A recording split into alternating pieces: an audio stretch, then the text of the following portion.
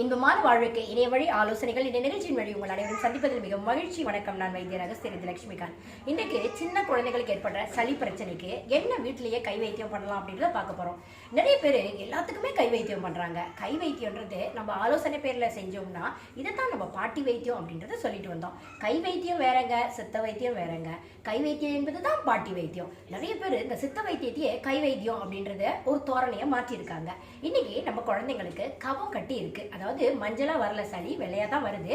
ஆனா குழந்தைக்கு ஹாஸ்பிட்டல் கூட்டிட்டு போறீங்க, அவங்க வந்து ஸ்டெத்தஸ்கோப் வச்சு பாக்குறாங்க, சத்தம்லாம் இல்லை, நல்லா இருக்கு, ஆரோக்கியமா இருக்குன்னு சொல்றாங்க. நமக்கு மட்டும் தூங்கும் போது கர்ற கர்றன்னு சத்தம் கேட்குது. அப்போ இந்த தொண்டையிலையும் இந்த வாய்க்கிட்டையும் இருக்கிறதுல உள்ள ஒரு கபம் தான். அது வெளிப்பட்டுருச்சுன்னா குழந்தைங்களுக்கு அந்த சத்தம் காணாம போயிடும். ஆனா அந்த குழந்தைங்களுக்கு கருத்துப்ப தெரியாது இல்லையா? அதுக்கு என்ன மூலிகைகளை கொண்டு வீட்டுல கை வைத்தியம் பண்ணலாம், நம்ம பாட்டி வைத்தியம் என்ன பண்ணாங்க அப்படின்றத இன்னைக்கு நம்ம பார்க்க போறோம்.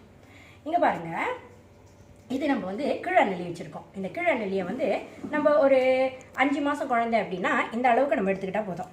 அதுக்கப்புறம் இது வந்து குப்பமேனி. இந்த குப்பமேனி எல்லாருக்கும் தெரியும். இதை வந்து பூனை வணங்கி அப்படின்னு சொல்லுவோம். இதை வந்து கபத்தை வந்து வாயில் கக்கி எடுக்க வச்சிரும். சில குழந்தைங்க கக்கவே மாட்டாங்க. அப்போ கக்காத குழந்தைங்களுக்கு வந்து வயிற்றாலையில் அடித்து ஊற்றிடும். இந்த குப்பமேனி எல்லாருக்கும் தெரியும். அடுத்தது இது பார்த்தீங்கன்னா ஆடாதொடை. நிறைய பேர் இதே மாதிரி இருக்கிற இலையை வந்து ஆடாதொடை அப்படின்னு சொல்கிறாங்க. ஒரு 5 மாதம் குழந்தைக்கு ஒரு இலை போதுமானது. அதுக்கப்புறம் நீங்கள் பார்த்தீங்கன்னா இதை வந்து மணத்தக்காளி அப்படின்னு சொல்லுவோம். இந்த மணத்தக்காளி இலை வந்து குடலுக்கு ரொம்ப நல்லது அப்படின்னு சொல்கிறோம் இல்லையா? அந்த சின்ன சின்ன வெள்ளை பூக்கள் இருக்கும். இதுவும் வந்து கபத்தை நல்லா இழக்கக்கூடியது. அப்போ வெளிக்கீழே கபத்தை வெளியே கொண்டு வந்துடும். அதுக்கப்புறம் நீங்கள் பார்த்தீங்கன்னா நம்மக்கிட்ட அடுத்ததாக இருக்கக்கூடியது இது வந்து இந்த மணத்தக்காளி இலை. பிரண்டை. இந்த பிரண்டையை பார்த்திங்கன்னா இந்த முடிச்சு இருக்கு இல்லையா? இந்த முடிச்சை வெட்டிட்டு இப்படி நம்ம தனியாக எடுத்து வச்சுக்கணும்.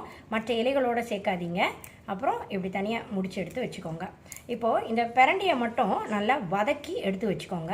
அதுக்கப்புறம் நம்ம மற்ற இலைகள் கூட சேர்த்துக்கலாம். இப்போ இதுக்கு கூட நம்ம என்ன சேர்க்க போகிறோம் அப்படின்னா கல்லுப்பு. கல்லுப்பு வந்து ஒரு இவ்வளோ இலைக்கு நீங்கள் இவ்வளோ உப்பு எடுத்து வச்சுக்கலாம். இந்த உப்போட சேர்த்து வச்சு இடிக்கணும்.